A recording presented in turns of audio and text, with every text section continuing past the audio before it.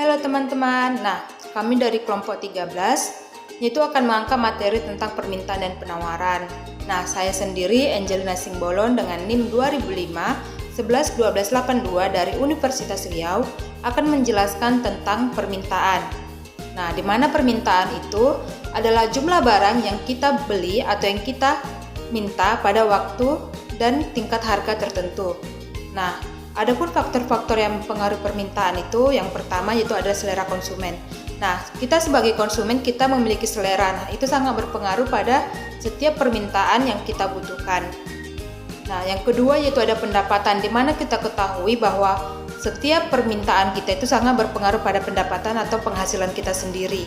Saat kita membeli barang, saat kita ingin meminta sesuatu, itu sangat berpengaruh pada setiap permintaan atau pendapatan penghasilan kita sendiri. Yang ketiga yaitu ada jumlah penduduk. Semakin banyak jumlah penduduk, maka semakin banyak pula barang yang akan diminta.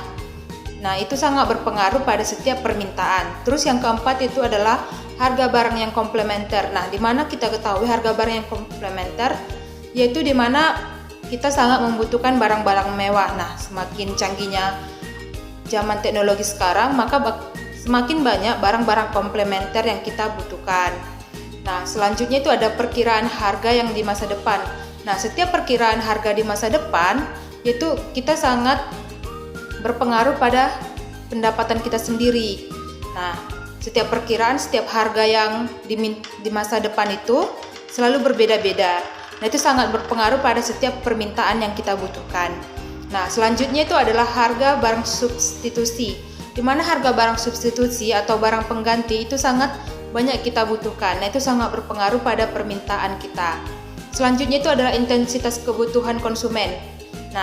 Faktor intensitas kebutuhan konsumen ini sangat sesuai dengan ukuran setiap kebutuhan konsumen. Di mana kita ketahui bahwa setiap konsumen memiliki intensitas kebutuhan yang berbeda-beda. Selanjutnya akan dijelaskan oleh teman saya terkait tentang penawaran. Baiklah, saya Isda Sumamura akan melanjutkan materi dari kelompok kami yaitu penawaran atau supply. Penawaran adalah sejumlah barang yang ditawarkan pada tingkat harga tertentu dan waktu tertentu. Dalam rangka menjawab kebutuhan konsumen, pihak produsen menyediakan berbagai barang dan jasa. Barang dan jasa hasil produksi ini kemudian dijual kepada konsumen menurut tingkat harga tertentu. Permintaan bersangkut paut dengan pembelian dan pemakaian, sedangkan penawaran bersangkut paut dengan penyediaan dan penjualan.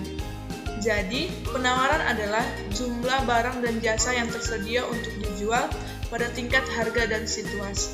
Berikut adalah hukum permintaan dan hukum penawaran. Hukum permintaan, semakin naik harga barang, maka jumlah barang yang diminta akan semakin turun, dan sebaliknya, semakin turun harga barang, maka jumlah barang yang diminta akan semakin naik. Kalau hukum penawaran itu berbeda dengan hukum permintaan.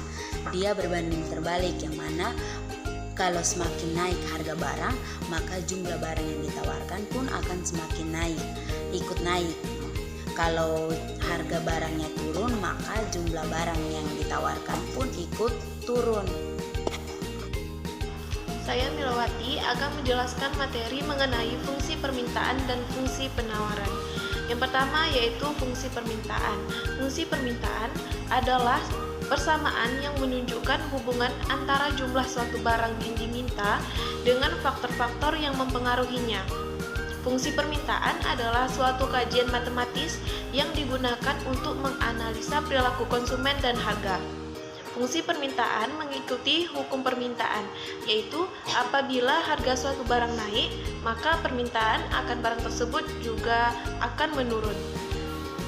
Dan sebaliknya, apabila harga barang turun, maka permintaan akan barang tersebut jadi meningkat. Yang kedua yaitu fungsi penawaran.